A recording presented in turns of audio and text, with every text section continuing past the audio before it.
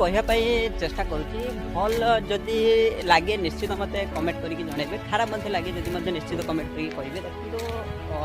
ଦେଖନ୍ତୁ ସଂସାରରେ ଜାଣିଥିବେ ଆପଣମାନେ ମାନେ ବହୁତ କିଛି ଅଜବ ଘଟଣା ଘଟୁଛି। ଦେଖନ୍ତୁ ଆଜି ଗୋଟେ ମାଆ ସହିତ ଦେଖା ହେଲେ ସିଏ ଯାହାକି ତାଙ୍କର ମୋ ଅବସ୍ଥା ଦେଖି ବହୁତ କ୍ରିଟିକାଲ ଆଜ୍ଞା।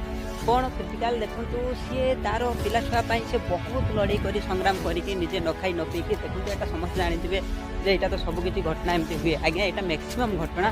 ଆଉ ମ୍ୟାକ୍ସିମମ୍ ମାନେ ଆପଣ ଧରି ନିଅନ୍ତୁ କୁଆଡ଼େ 1% ଯଦି ଏମିତି ଭଲ ପୁଅ ଥିବେ, ଯଦି ସେ କ୍ଷେତ୍ରରେ ଘଟି ନଥିବ, କିନ୍ତୁ 99% ଏମିତି ସବୁ ଘଟଣା ଘଟୁଛି ଯାହାକି ଆଜ୍ଞା ସିଏ ବହୁତ କଷ୍ଟ କରିକି ମା ବାପା ପିଲାକୁ ତିଆରି କରିଥାନ୍ତି, କିନ୍ତୁ ସେଇ ପିଲା ତାର ପରିଣତ ଅବସ୍ଥାରେ କ'ଣ ହେଇଛି ନା ସିଏ ହେଉଛି ମୁଠେ ଦାନା ଦେଉଛନ୍ତି, ମାନେ ପଡ଼ିଛି ଅସହାୟ ଅବସ୍ଥାରେ।